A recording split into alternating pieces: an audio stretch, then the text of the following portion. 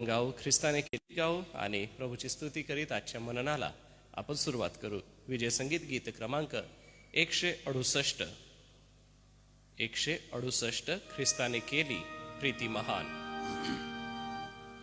ख्रिस्ताने केली प्रीती महान, दिले तुला इतके मोठे दान, की त्याची सेवा तू करावी, पेराया वचन रूपी बी. जा जा पेरणारा, जा जा पेरणारा, उत्तम बी पेरायाला, जा जा पेरणारा. वाट कठीण तुला दिसे, तरी प्रभु वचन खरे, नेत्रांनी मी तुला चालवी, राने सुमार्ग मी करे. जा जा पेरणारा, जा जा पेरणारा, उत्तम बी पेरायाला, जा जा पेरणारा. लहान तुरुते प्रमाणे, तरी शेतात जावे गाणे, तव भावांनी न तोडिली, अनेक कंचे राहिली. जा जा पेरणारा, जा जा पेरणारा, उत्तम बी पेरायाला, जा जा पेरणारा. भक्त गाणे आणि वंदने, तुटती नयांनी बंधने, परिपवित्र सदाचारे, मनुष्य वारंवार करे. जा जा पेरणारा, जा जा पेरणारा, उत्तम बी पेरायाला, जा जा पेरणारा. सिद्ध राहा बी पेरायाला, वेतन अंती मिळे तुला, रडत पाबर धरितो, तो पेंड्या हर्षे आणितो. जा जा पेरणारा, जा जा पेरणारा, उत्तम बी पेरायाला, जा जा पेरणारा. प्रियांनो, आजचं मनन आदरणीय डॉक्टर रेव्हरंड जयेश पठारे पाळक साहेब यांच्याकडून आहे. येणाऱ्या मननासाठी आपण प्रार्थना करूया. हे पित्या, हा सुदिन दिवस आम्हाला दाखवला. अवतीभोवतीची परिस्थिती पाहता परमेश्वर पित्या, आमच्या जवळच असलेल्या नाशिकला रेड अलर्ट दिलेला असताना तेथील जनजीवन प्रभू विस्कळीत न होता आशीर्वादित कर, व त्याच अनुषंगाने आमच्या नंदुरबार जिल्ह्यात देखील परमेश्वर पित्या मुबलक असा पाण्याचा पुरवठा तू कर, आणि त्याची सुरुवात या दिवसात होते हे आम्हाला नजरेसमोर दिसतं, व आजची सकाळ आम्हाला ते दाखवून देते. दयाळू दे बापा, आम्ही प्रार्थना करतो त्यावेळेला तो आम्हा स्वर्गातून उत्तर देतो, हा आमचा दृढ विश्वास आहे. यासोबतच दे बापा, तुझं वचन हे आम्हाला मधासारखं मधुर आणि गोड असं आहे, हे आमची वाखाणणी करतं, आणि हे वचन सांधे मज्जा ह्यांना छेदून जाणारं आणि अंतःकरणातल्या कल्पना उघड करणारं, आमच्या स्वतःची जाणीव देणारं हे पवित्र वचन आणि आज सकाळी या वचनाची घोषणा करण्यासाठी तुझ्या प्रिय दासासाठी आम्ही आभार मानतो. पाळक साहेबांकरवी जे पवित्र वचन आम्हाकडे येईल त्या वचनानुसार जीवन जगण्यास व ते वचन स्वीकारून त्यानुसार आपल्या जीवनात बदल करून घेण्यास तुझी कृपा आम्हाला पुरीव. आजच्या या सभेला तुझ्या हाती येतो. जे ऑनलाईन बघत आहेत त्यांनाही तू आशीर्वाद दे आणि जे या ठिकाणी उपस्थित आहेत त्यांना आजच्या भक्तीचा आनंद तू दे. प्रार्थना प्रभू येशूच्या गोड नावात केली म्हणून तो ऐक. आमेन. प्रियजन हो, मी सन्मान्य डॉक्टर रेव्हरंड जे.एच. पठारे पाळक साहेबांचं ख्रिस्त येशूत स्वागत करतो व वचनाच्या सेवेसाठी त्यांना आमंत्रित करतो. प्रभू येशूच्या नावामध्ये सर्वांना सलाम. आजच्या सकाळच्या मन्नासाठीचा जो शास्त्र भाग आहे, दुसरे राजे याचा 6वा अध्याय. दुसरे राजे 6वा अध्याय आणि वचन 1 ते 6 हे आहेत.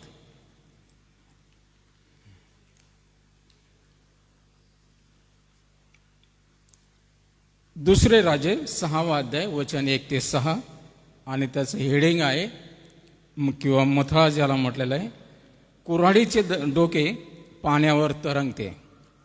संदेष्टाच्या शिष्यांनी आलिशास म्हटले, पहा, आम्ही आपल्या समोर राहत आहोत, ते स्थळ फार संकुचित आहे. तर यार्देन तीरी जाऊन तेथून एकाएकाने एक एक तुळे आणून राहण्यासाठी एक आश्रम बांधावा म्हणून आम्हाला परवानगी द्या. त्याने म्हटले, बरे जा. एकाने त्यास म्हटले, कृपा करून आपण आपल्या सेवकांबरोबर या. तो म्हणाला, बरे येतो. तो त्यांच्याबरोबर गेला. ते यार्देनेपाशी येऊन लाकडे तोडू लागले. एक जण तुळई तोडून पाडीत असता कुऱ्हाड दांड्यातून निसटून पाण्यात पडली. तेव्हा तो ओरडून म्हणाला, हाय हाय स्वामी, मी तर मागून आणली होती. देवाच्या माणसाने विचारले, ती कोठे पडली? त्याने ती जागा दाखविल्यावर आलिशाने एक लाकूड तोडून तेथे टाकिले. तेव्हा लोखंड पाण्यावर तरंगू लागले. त्याने म्हटले, ती काढून घे. मग त्याने हात लांब करून ती घेतली. आणखीन 2 वचनं आपण वाचणार आहोत. पहिले इतिहास याचा 4था अध्याय आणि 10वं वचन. पहिले इतिहास याचा 4था अध्याय आणि 10वं वचन. याबेसाने इस्रायलाच्या देवाजवळ वर मागितला तो असा, तू माझे खरोखर कल्याण करशील, माझ्या मुलखाचा विस्तार वाढविशील आणि मजवर कोणतेही अरिष्ट येऊन मी दुःखी न व्हावे म्हणून तू माझा हात माझ्या हातात, तुझा हात माझ्यावर राहील तर किती बरे होईल. त्याने मागितलेला हा वर देवाने त्यास दिला.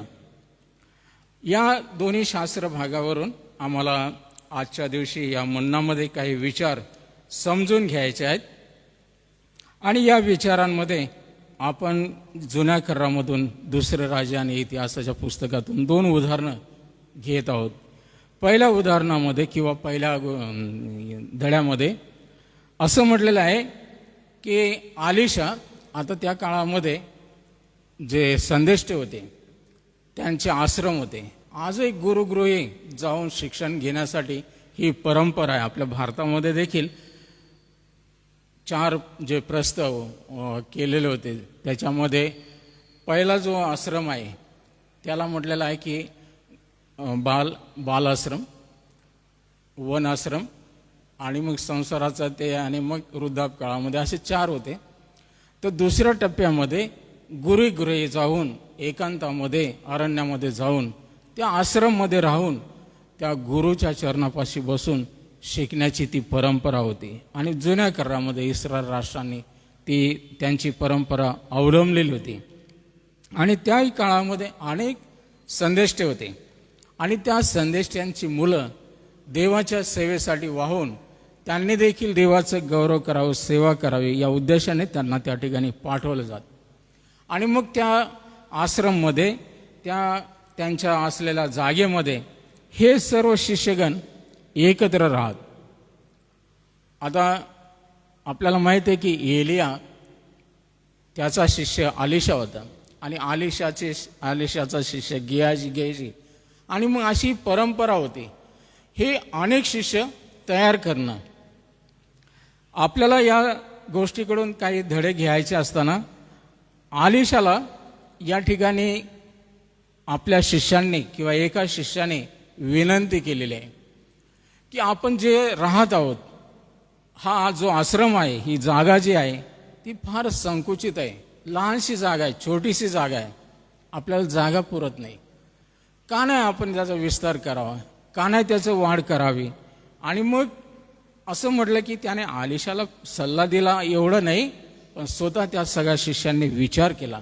आपण प्रत्येकाने जायचं अरण्यामध्ये, जंगलामध्ये, आणि त्या तुळ्या किंवा ते लाकडं तोडून आणायचे आणि तो आश्रम वाढवायचा, ते स्थळ.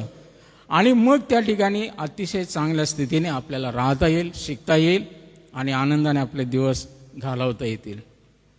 आजही बायबल कॉलेजेस किंवा सेमिनरीजमध्ये आपण जातो, त्या ठिकाणी 3 वर्ष, 4 वर्ष, काही ठिकाणी 5 वर्ष आपण घालवतो. आणि तो देखील जसं काय एक आश्रम सारखंच आहे, मठवासी जीवन आहे. त्या ठिकाणी विद्यार्थी दशेमध्ये असताना आपल्याला अनेक प्रकारे त्या ठिकाणच्या आज्ञा पाळाव्या लागतात, त्या ठिकाणचे नियम पाळावे लागतात. बोधोडला एक प्रथा होती की जे विद्यार्थी त्या ठिकाणी शिकायला येतात त्यांना कामपाळी देत होते. रोज सकाळी आणि संध्याकाळी 2 तास. सकाळी आपलं सत्र सुरू होण्याच्या आधी प्रेयर वगैरे झाल्यानंतर डायरेक्ट कामपाळीला जायचं 1 तास शेतामध्ये. आणि मग ती कामपाळी झाल्यानंतर थोडं तयार होऊन मग 11 वाजता आपलं कॉलेज सुरू व्हायचं. कामपाळी करताना आपल्याला माहिती आहे की शेतामध्ये कष्ट घ्यावं लागतात. खड्डे खोदणे, ते निंदणी करणं, सगळं देखभाल, राखण करणं, आणि मग वेगवेगळ्या प्रकारच्या जबाबदारी वाटल्या जायच्या. आता सगळेच आज्ञाधारक राहतात असं नाही, बंडखोर असतात आणि एकाचं शिकून दुसरे पण करतात. आता आम्हाला ते वाईट आगमकर होते, बिचारा फार देवभीरू माणूस होता, शिस्तप्रिय आणि अतिशय कठोर. मुलांच्या सगळ्या त्यांना उणिवा माहीत होत्या, सगळ्या बॅचेसमध्ये मुलं कसे राहतात, म्हणून ते नेहमी, आता त्यांची उंची हाईट फार कमी होती परंतु ते फार ॲक्टिव्ह होते, अमेरिकेमध्ये शिकलेले होते, हुशार होते, आणि धार्मिक असतं नाही. कामपाळीमध्ये देखील मुलांनी चुकारपणा करू नये म्हणून ते लक्ष ठेवत. आणि मग ते गपचीप कुठून तरी बांधावर असे लपत लपत त्या शेतामध्ये झाडांच्या आड लपून बसायचे. मग मुलं काम करताना टिंगल टवाळ्या तर चालायच्याच, पण नेहमी त्या प्रिन्सिपॉलचे ते टिंगल बोलण्यातून, वागण्यातून. आणि मग त्या ठिकाणी काही फळांचेही झाडं होते, चोरून खायचे फळं, काही गोष्टी. म्हणजे शेतामध्ये काम करायचं, 1 तास टाईमपास करायचा. आता मी डॉक्टर शिलांडर साहेबांचा विद्यार्थी असल्यामुळं मला म्हशी चारायचं, कारण 2 म्हशी त्यांनी घेऊन दिला. त्यांचं दूध काढायचं, विकायचं आणि तेच पॉकेट मनी किंवा त्या शाळेची फी भरायची. म्हणून माझं आणि एक गायकवाड म्हणून होतं राहुरीचं, आम्ही दोघं म्हशी चारायचो. आम्ही त्या बांधावर हे सगळ्या वाईटी सर आम्हाला खुणायचे, सांगू नका, इशारा करू नका. आणि मग एकेकाला ते पकडायचे. मग मुलं तिथं सॉरी म्हणून द्यायचे, चुकलो सर. ते फार क्षमाशील होते. अनेक प्रकारच्या चोऱ्या मुलांनी केल्या, घालवले, परत त्यांच्यावर दया दाखवून. परंतु सांगण्याचा उद्देश, शिष्य किंवा आपण प्रभूच्या सेवेमध्ये देखील आपण ज्या ठिकाणी जातो शिकायला, त्या ठिकाणच्या ज्या नियमावली आहेत त्याप्रमाणे तंतोतंत पालन करतो असं नाही. अनेक चुका घडतात, अनेकांना हाकलून दिलं जातं, काढून टाकलं जातं, ग्रॅज्युएशनला सर्टिफिकेट दिलं जात नाही. आणि मग असं त्या कामाच्या बाबतीमध्ये आपल्या सेवेचा परिणाम होऊ नये म्हणून थोडंसं दिलगिरी पण ते व्यक्त करायचे. आज आपल्याला आश्रम किंवा जे मठवासी आहेत, आलिशाचे शिष्य, या ठिकाणी ते राहत असताना त्यांनी विचार केला, त्यांना हे दर्शन मिळालं की का नाही आपण आपली जागा विस्तारित आणि आपलं विस्तार करत असताना हे संकुचित, हे छोटंसं स्थळ आपण वाढवू शकतो. म्हणून त्यांनी आलिशाला विनंती केली की एकेकाला आम्ही जाऊ अरण्यामधून ते लाकडं तोडू आणि ते आश्रम बांधू. आलिशाने परवानगी दिली, काय हरकत नाही, तुमच्यासमोर हे विजन आहे, तुम्हाला देवाने हा दृष्टांत दिलेला आहे, हे दर्शन जर मिळालेलं आहे, चांगली गोष्ट आहे. आणि मग असं म्हटलं की ही परवानगी मिळाल्यानंतर या शिष्यांमध्ये एकाने विनंती केली.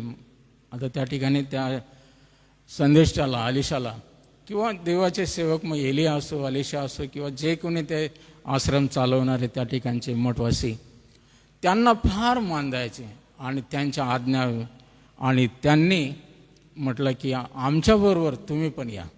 अलिशाला विनंती केली. अलिशाने काही मागे पुढं म्हटलं नाही की नाही नाही तुम्हीच जा, तुमची जबाबदारी ना, तुम्ही आता हे काम हाती घेतलं ना. परंतु अलिशा पण त्यांच्याबरोबर यायला तयार झाला.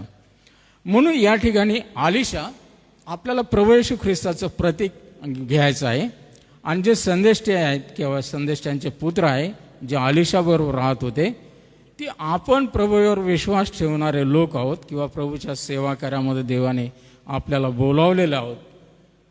येशू ख्रिस्ताच्या बरोबर 3.5 वर्ष ते 12 शिष्य राहिलेले आहेत. त्यामध्ये एक गद्दार निघाला आपल्याला माहीत आहे. परंतु प्रभूने सगळ्यांवर प्रेम केलं, सगळ्यांना त्या प्रकारचे दानं दिले, त्यांच्याकडून सेवा कार्य करून घेतलं. आणि त्यांच्यासमोर व्हिजन, त्यांच्यासमोर काही दृष्टांत तोपर्यंत नव्हता.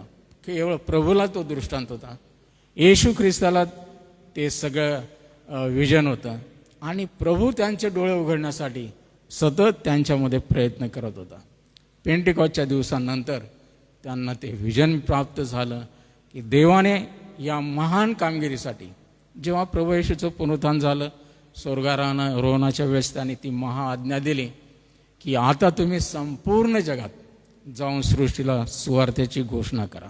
आणि मग टप्प्याटप्प्याने यरूशलेममध्ये, यहुदियामध्ये, शमरोनमध्ये आणि मग पृथ्वीच्या पाठीवर या प्रकारे ही सुवार्ता प्रेषितांनी ती आज्ञा म्हणून, ही महान आज्ञा म्हणून, आदेश म्हणून तो पाळला. इतकं जीवापाड त्या प्रभूवर त्यांनी प्रेम केलं. 3.5 वर्ष एकमेकाच्या हेवे दाव्यामध्ये, चढाओढीमध्ये घालवले. परंतु ते बदलले पूर्णपणे आणि इतके धैर्यवान बनले. आणि त्यांना प्रभूचा हा दृष्टांत पुढे नेण्यासाठी, राबवण्यासाठी देवाने पवित्र आत्म्याच्या द्वारे त्यांना ती जबाबदारी दिली. या ठिकाणी आपल्याला त्या प्रतीकावरून आणखीन काही गोष्टी पाहायला मिळतात की हा दृष्टांत समजून घेत असताना आपण राहत आहोत ही संकुचित जागा आहे, हे प्रत्येकाला समजलं पाहिजे. अरे आपण आहोत, समाधानी आहोत आपल्या सेवेमध्ये, आपल्या कार्यापुरतं आपल्याला आनंद वाटतो.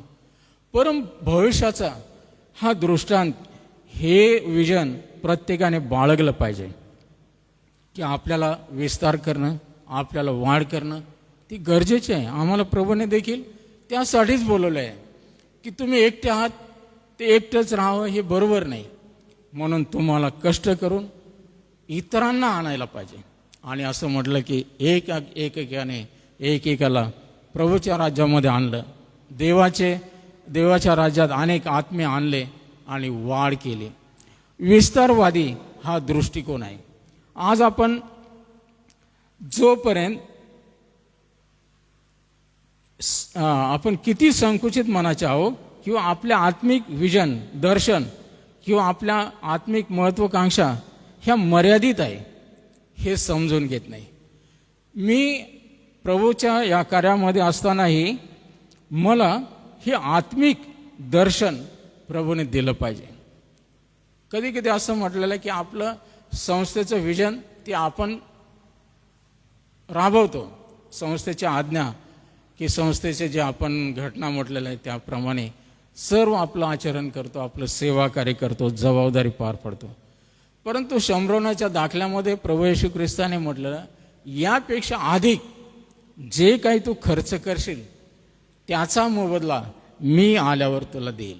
याचा अर्थ प्रभूची इच्छा आपल्या सर्वांच्या संबंधाने ही आहे की आम्ही हे देवराज्य त्या कार्यामध्ये, हे सेवा कार्य करत असताना इतकं गुरफटून स्वतःला घेतलं पाहिजे की आपल्याला वैयक्तिक दर्शन असलं पाहिजे. व्यक्तिवाचक रीतीने आम्ही ही महत्वाकांक्षा बाळगली पाहिजे की माझ्या प्रभूला एक आत्मा जर स्वर्गाच्या राज्यात आणला तर आपल्याला किती मोठं प्रतिफळ आहे.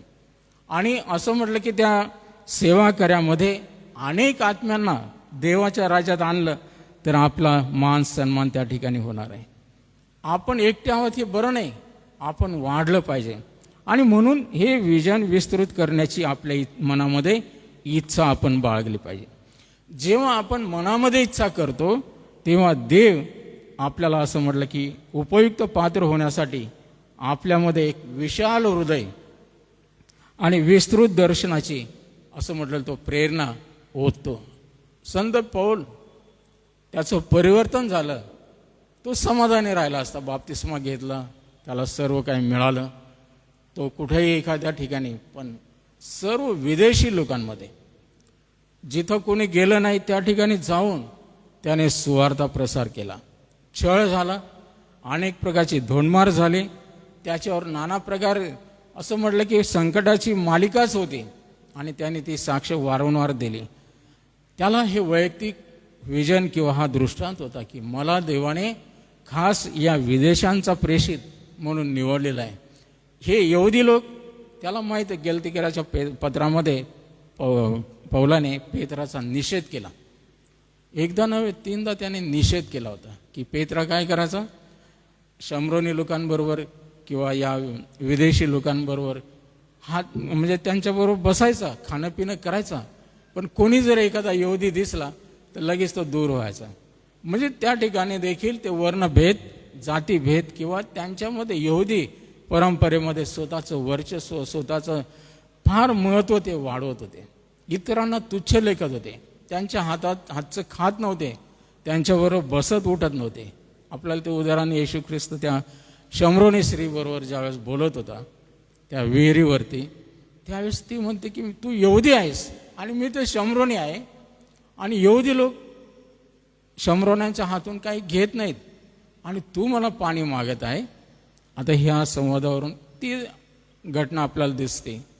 परंतु या ठिकाणी आपण वाचतो की देव आपल्याला पर्सनल किंवा वैयक्तिक रीतीने सेवा कार्यासाठी बोलवलं असताना आपण त्या कार्यासाठी पात्र होण्यासाठी आपलं दर्शन, विजन विस्तृत करण्याची गरज आहे. जर देवाने मला कृपादान दिलेलं आहे सुवार्ता प्रसार करायचं, सुवार्तेचं कार्य जगभर करण्यासाठी, देवाने आपल्याला टप्प्याटप्प्याने सांगितलं आहे, तर आपण स्लम एरियापासून जा, खेड्यापाड्यात जा, रस्त्यावर जा, वैयक्तिक जा, हे सेवा कार्य आपण करू शकतो. डॉक्टर बिलीग्राम त्यांनी आयुष्यभर सुवार्तिक म्हणून ते राहिले. ते सुवार्तिक म्हणून स्वतःला मानत होते आणि जगभर त्यांनी सुवार्ता गाजवली. त्यांच्या सुवार्तेने, त्यांच्या संदेशाने लाखो लोकांचं तारण झालं. आज आपल्याला या सर्व जुन्या करारात आणि नवीन करारातल्या या पूर्वीच्या संत होऊन गेलेल्या लोकांविषयी हेच वाचायला मिळालेलं आहे. ह्या महान योजनेमध्ये देवाने त्यांना दर्शन दिलेलं होतं. जेही होऊन गेलेले आहेत, ज्यांच्याही विचार आपण करतो. आता योनाला बोलवलं देवाने निनवेसाठी की तू जा, तो पळून गेला दुसरीकडे. काय त्या लोकांचा नाश झाला तर झाला, लवकर व्हावा, आणि त्या उद्देशाने तो पळून गेला. ते लोक नालायक आहेत, असे आहेत, तसे आहेत. आणि त्याने आपल्याला माहीत आहे की निनवे तो रस्ता सोडून तो दुसरीकडे निघाला. तरी पण देवाने योजना केली, माशाच्या पोटात त्याला गिळलं आणि मग त्याला परत निनवेला नेऊन सोडलं. असं म्हटलेलं आहे की देवाच्या या महान योजनेमध्ये देवाने पर्सनल व्यक्तिवाचक रीतीने जर आपल्याला बोलावलेलं आहे तर देव त्याच व्यक्तीकडून ते कार्य करून घेतो. ते कार्य सफल होण्यासाठी देव त्याचं असं म्हटलं की तो कृपा पुरवतो. परंतु असं देवाची इच्छा आहे की माझी इच्छा त्याच्यावर लादू नये, माझे विचार त्याच्यावर लादू नये, माझ्या योजना, माझ्या या सगळ्या नियमावली त्याच्यावर लादू नये. त्याला देखील व्यक्तिवाचक रीतीने या गोष्टी समजलं पाहिजे. म्हणून आज आपण या गोष्टी घेत असताना या शिष्यांचा विचार करू की त्यांनी आपल्या मुलखाचा, आपल्या आश्रमाचा, आपल्या त्या मठाचा विस्तार करण्याची योजना आखली आणि त्या प्रकारे ते कार्याला निघाले. परंतु त्यांनी सोबत अलिशाला घेतलं. परमेश्वराची आणि मनुष्याची असं म्हटलं की एकच दृष्टी, एकच हेतू, एकच उद्देश जर झाला तर असं म्हटलं की ते आशीर्वादित असं कार्य होतं. जे लोक परमेश्वर आणि मनुष्य यांच्या दृष्टीने सेवा कार्य करतात, मनुष्य म्हणजे आपला मानवी दृष्टिकोन, माझे विचार, हे प्रभू मी तुझ्यासमोर मांडतो. जर तुझी इच्छा असेल आणि देव पण त्याची इच्छा आहे की हे चांगलं कार्य हाती घेतलेलं आहे आणि देव आपले विचार त्यामध्ये प्रगट करतो. आपला दृष्टिकोन, आपला हेतू देव त्यांना प्रगट करतो.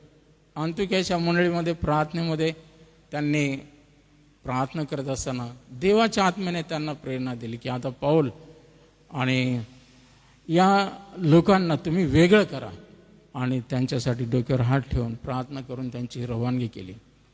ह्या घटना आपण पाहतो की ह्या आशीर्वादित अशा गोष्टी घडलेल्या आहेत. देव आजच्या काळामध्ये अशा प्रतिष्ठित लोकांना उभे करावे. जरी मानवी दृष्टिकोनातून त्यांचे हे उद्देश असतील, पण देवाचे विचार, देवाच्या दृष्टिकोनातून ते कार्य असावं. म्हणून असं म्हटलं की हे लहानसं काम असेल, माझा विचार आहे की आता आपलं हे केलं पाहिजे, मला त्या गोष्टी केल्या पाहिजे आणि त्याप्रमाणे आपण पाऊल उचललंच पाहिजे, तर देव आपल्या लोकांना आशीर्वाद देतो. स्तोत्र संहिता 78 आणि 41 हे वचन जर वाचलं तर इस्रायल लोकांच्या बाबतीमध्ये असं लिहिलेलं आहे की त्यांचं पाप जे होतं, इस्रायल लोकांचं पाप काय होतं, त्यांनी पुन्हा पुन्हा वारंवार परमेश्वराची परीक्षा पाहिली, अरण्यात पाहिली, आपल्या जीवनामध्ये पाहिली. आणि हे इस्रायल लोक या पवित्र प्रभूला त्यांनी इतके चिडविले, इतकं दुखवलं की तो देव म्हणतो हे माझ्या विसाव्याच्या ठाई कधी यावयाचेच नाहीत. आणि एकदा तर देवाने म्हटलं की अरे बाबा आता मोशे तू त्यांना घेऊन जा, मी काय यांच्याबरोबर येत नाही.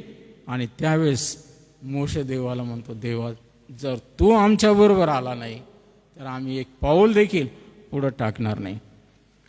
याचा अर्थ मोशेला माहीत होतं, अरे आम्ही मानवी विचाराने, मानवी शक्तीने, मानवी योजना कितीही केल्या आम्ही अपयशी ठरू. आम्ही तर संख्येने थोडे आहोत, लाखोंच्या संख्येत आहोत. आजूबाजूचे शत्रू हे सगळे राष्ट्र आमच्यावरती हल्ला करून आम्हाला मारून टाकतील. आणि ते परमेश्वराच्या आश्रयाखालीच त्यांना सर्व धैर्य होतं. आणि म्हणून त्याने विनंती केली, परमेश्वराने त्याचं ऐकलं आणि देव त्यांच्याबरोबर होता. मेघस्तंभाद्वारे, अग्निस्तंभाच्या द्वारे देव त्यांची काळजी घेत होता. परंतु हे इस्रायल लोक, त्यांचं पाप, हट्टीपणा असं म्हटलं की ते चालूच होतं. आज या महान कार्यामध्ये देवाच्या हाताला असं म्हटलं की आपण रोखून ठेवू शकतो. देवाच्या या महान कार्याला जसं मोशेचा हात, हूर आणि यहोशुआ या दोघांनी त्याचे हात वर केले आणि देवाचं कार्य म्हणजे युद्धामध्ये विजय मिळण्यासाठी जोपर्यंत त्याचे हात वर होते इस्रायल लोक विजय होत. जे हात गळत त्यावेळेस असं म्हटलं की ते पराभूत होत, शत्रू त्यांच्यावर प्रभावी होत. आणि म्हणून हूर आणि ह्या यहोशुआने त्यांचे हात उभे केले. या महान कार्याला असं म्हटलं की देवाच्या हाताला रोखू शकतो. म्हणजे हे देवाने निसर्ग निर्माण केलेला आहे, त्या निसर्गामध्ये सूर्य, चंद्र, तारे, ग्रह हे सर्व परमेश्वराच्या हातामध्ये आहेत. त्याच्या योजनेप्रमाणे झाडाचं पान देखील हालत नाही, परंतु यहोशुआने सूर्याला थांबवलं. त्यांना विजय पूर्ण मिळेपर्यंत, त्या शत्रूंचा नायनाट करीपर्यंत तो सूर्य दिवसभर त्यांच्यासाठी थांबला, स्थिरावला.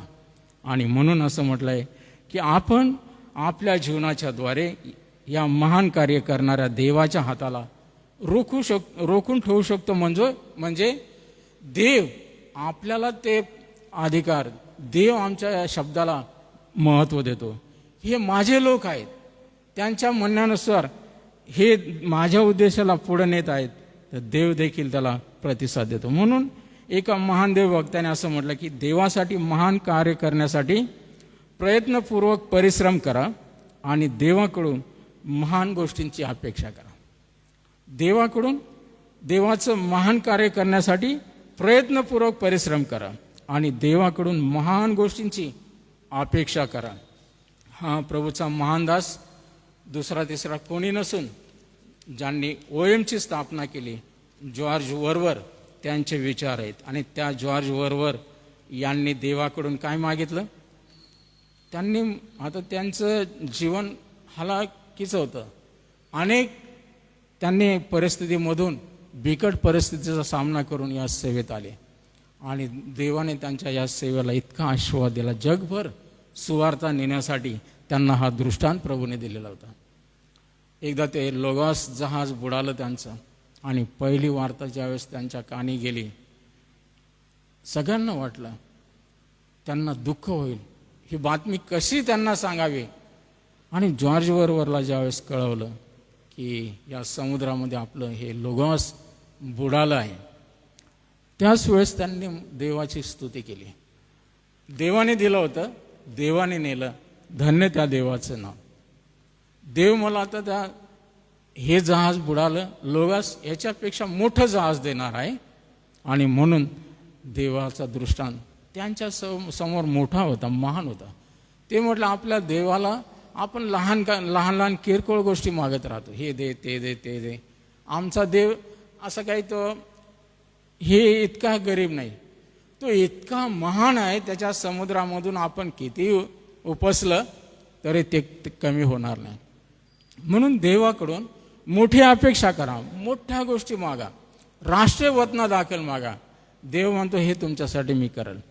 म्हणून ईश्वरी दृष्टांत हा असायलाच पाहिजे प्रभूच्या सेवा कार्यामध्ये. आणि एक वचन आहे, आता ते रेफरन्स मी लिहिलं नाही. ईश्वरी दृष्टांत न झाल्यास लोक अनावर होतात.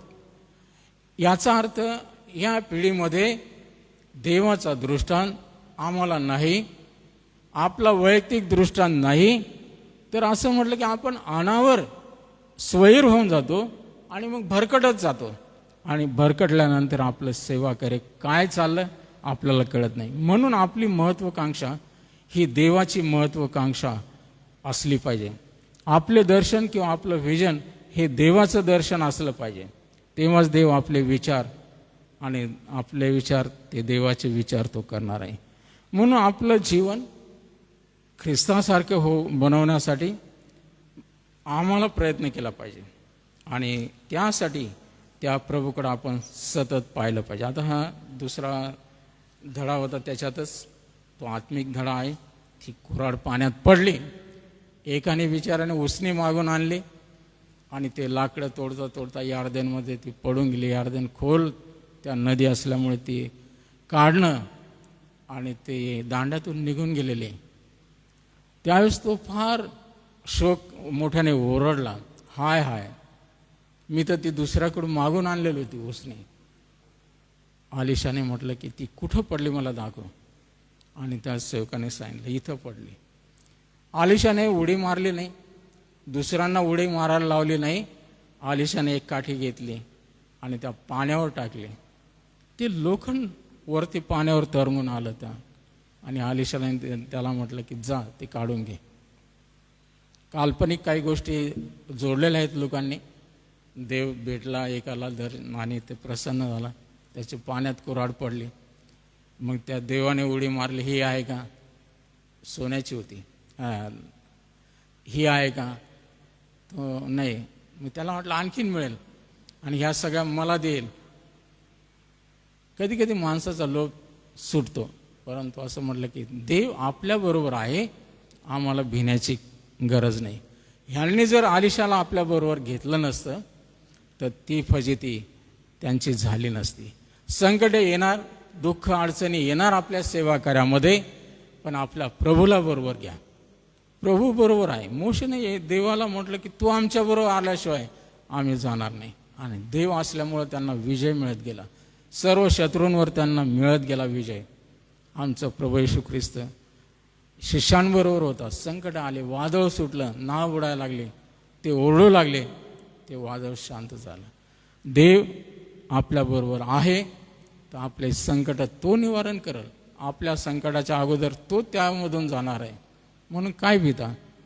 आपण देवाच्या सेवेसाठी आपलं दर्शन विजन वाढू, आपला विस्तार करू. आता ते पुढचं उदाहरण राहिलं, पण पुढच्या वेळेस आपण घेऊ. देवा आपला सर्वांना आशीर्वाद देऊ याद्वारे.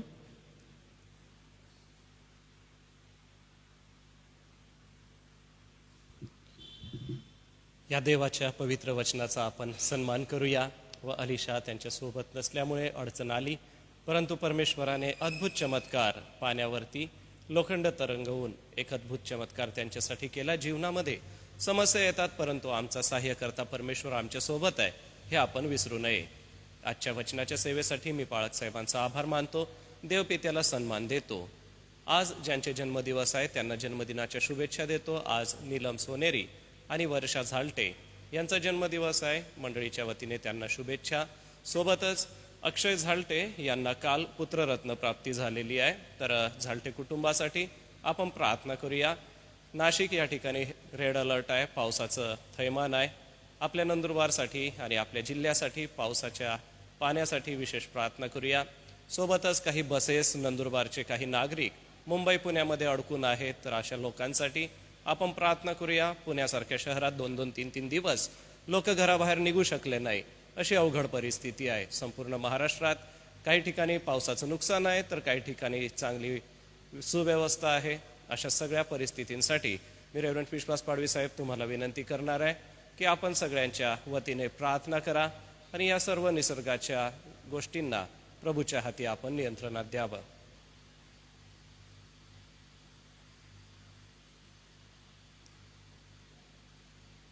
प्रार्थना करू. आमच्या स्वर्गीय जिवंत आणि थोर देव बापा, पुन्हा एकदा प्रभू तुझे आभार मानतो, धन्यवाद देतो तुझ्या नावाला, कारण तू आमची काळजी वाहिलीस आणि एक नवीन आणि सुंदर दिवस तू आम्हाला दिलास. आमचं आयुष्य प्रभू देवापा या दिवसामध्ये तू सुखरूप केलंस.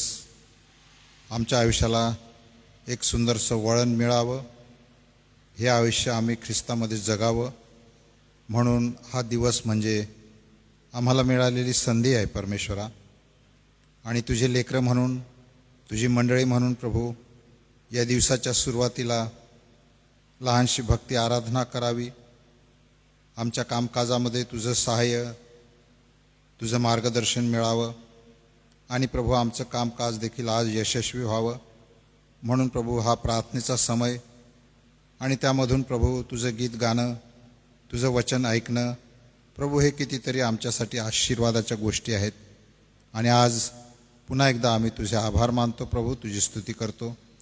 तुझ्या दासाकरवी प्रभू जे वचन आमच्याकडे तू पोहोचवलेलं आहेस त्या वचनावर गंभीरतेने विचार करण्यासाठी, ते वचन आमच्या जीवनामध्ये वैयक्तिक जीवन असो, मंडळीचं जीवन असो, समाजाचं जीवन असो प्रभू, आम्हा प्रत्येकाला ते वचन एक आज्ञेप्रमाणे आहे आणि या आज्ञेचं आम्ही पालन करावं.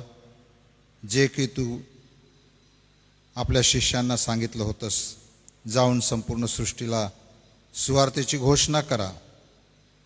आणि प्रभुदेवा खरोखर आज देखील त्याच आज्ञेचं पालन मंडळांनी करावं, प्रत्येक व्यक्तीने करावं. आणि प्रभू कोणाची वाट बघू नये. विचार विनिमय, चर्चा, निर्णय प्रकारचे प्रभुदेवापा अडखळणं हे सर्व दूर करून प्रभू आम्ही केवळ आणि केवळ तुझी आज्ञा समोर ठेवून तुझ्या आज्ञेचं पालन शांतपणे करीत राहावं. यासाठी प्रभू तो आम्हाला या दिवसामध्ये अधिक विचारशील बनव, संवेदनशील बनव प्रभुदेवापा. यासाठी की आम्ही जर सुवार्ता सांगितलीच नाही तर पाऊल म्हणतो त्याप्रमाणे आमची केवढी दुर्दशा होणार.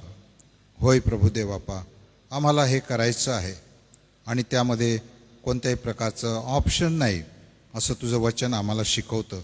म्हणून या दिवसात आम्हाला तू गंभीर बनव, तुझं वचन सांगण्यासाठी स्थिर कर, धैर्य दे. परिस्थिती कितीही सैतानाने विपरीत करून ठेवलेली असेल तरी पण प्रभुदेवापा विपरीत परिस्थितीत देखील तू आपल्या नामाचं गौरव करणारा परमेश्वर आहे. म्हणून आम्ही नित्य तुझी स्तुती करावी आणि तुझं नाव जगाला सांगावं अशी कृपा प्रत्येक विश्वासणाऱ्यावर कर, एसएमवर तू कर, अशी आम्ही तुला प्रार्थना आणि विनंती करतो. आजच्या मंडळीच्या विनंत्या आणि प्रार्थना प्रभू तुझ्यासमोर ठेवत असताना मंडळीमध्ये जे कोणी आजारी असतील प्रभू, जे कोणी दुःखी असेल, जे कोणी प्रभुदेवापा अनेक प्रकारच्या विवंचनेमध्ये असतील प्रभुदेवापा, भयाखाली असतील, दडपणाखाली असतील प्रभू, त्यांना मार्ग सुचत नसेल परमेश्वरा, अशा सगळ्या दीन आणि नम्रजनांची, गरीबजनांची आम्ही आठवण करतो प्रभुदेवापा. प्रार्थना करतो त्यांच्यासाठी. हे प्रभू, त्यांच्यावर दया कर. त्यांच्यातले आजार विकार घालवून टाक, त्यांच्यातले भयग्रस्त मनस्थिती काढून टाक आणि केवळ तुझ्यावर विश्वास ठेवून आजचा दिवस त्यांनी जीवन जगावं अशी कृपा त्यांच्यावर तू कर, अशी आम्ही तुला प्रार्थना आणि विनंती करतो. आज प्रभुदेवापा ज्यांचे जन्मदिवस आहे त्यांची देखील आम्ही आठवण करतो. त्यांच्या जीवनाबद्दल आभार मानतो, तुझी स्तुती करतो. गेल्या वर्षभर त्यांचा तू प्रतिपाळ केला, गेल्या वर्षात लागणाऱ्या गरजांची पूर्तता केली आणि तू त्यांचा अद्भुत रीतीने सांभाळ केला. आभार मानतो आणि तुझी स्तुती करतो. येणारं वर्ष प्रभू त्यांच्यासाठी अधिक सुखाचं समृद्धीचं व्हावं, चांगल्या प्रकारचं आरोग्य मिळावं. जे काही काम ते करत आहे त्यामध्ये त्यांना तू यश द्यावंस. एवढंच नव्हे तर प्रभू तुझ्या ओळखीच्या ज्ञानामध्ये त्यांनी अधिक आणि अधिक दृढ होत जावं अशी कृपा त्यांच्यावर तू कर, अशी आम्ही तुला प्रार्थना आणि विनंती करतो. या पावसाच्या दिवसामध्ये प्रभुदेवापा अनेक ठिकाणी विपत्तीजनक परिस्थिती निर्माण होत आहे.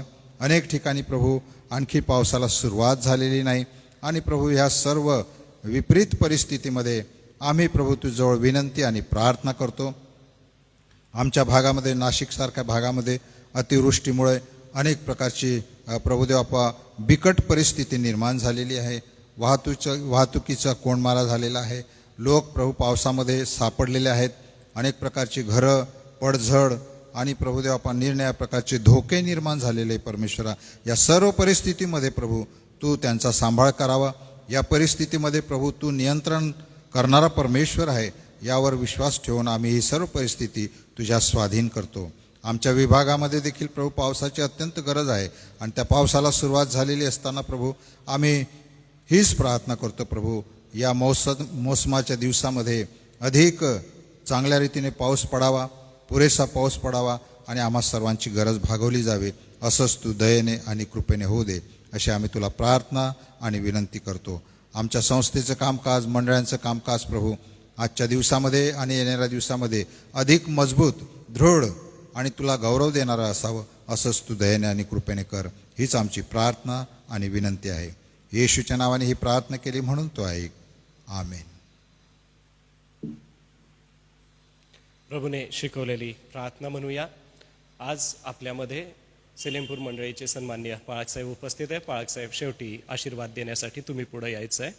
हे आमच्या स्वर्गातील पित्या, तुझे नाव पवित्र मानिले जाओ, तुझे राज्य येवो, जसे स्वर्गात तसेच पृथ्वीवरही तुझ्या इच्छेप्रमाणे हो. आमची रोजची भाकर आज तू आम्हास दे, आणि जसे आम्ही आपल्या ऋणास ऋण सोडितो तशीच तू आमची ऋणे आम्हास सोड, आणि आम्हास परीक्षेत आणू नकोस, तर आम्हास सर्व वाईटापासून सोडीव, कारण की राज्य, सामर्थ्य आणि गौरव ही सर्व काळ तुझीच आहे. आमेन. आणि आता आपल्या प्रभू येशू ख्रिस्ताची कृपा, देवाची प्रीती, पवित्र आत्म्याची गोड सहभागिता इथे उपस्थित आणि जे सर्व ऑनलाईन पाहत आहे त्यांच्याबरोबर, एस चर्चेस, एम बरोबर, ख्रिस्ताची मंडळी, देवाचं निवडलेलं इस्रायल राष्ट्र याबरोबर आता आणि सदा सर्व काळापर्यंत असो. आमेन. Krista, pavitra shanti satpriti, shobha saundarya madhiya jivani, Yeshu pavitra tu शुद्ध मज करे, तुझे सौंदर्य दिसो या जीवनी. आमेन. उद्यासाठी सूचना आहे. उद्याचं जे मनन आहे ते रेव्हरंड LP वळवी पाळक साहेब यांच्याकडून असेल. सर्वांना सलाम.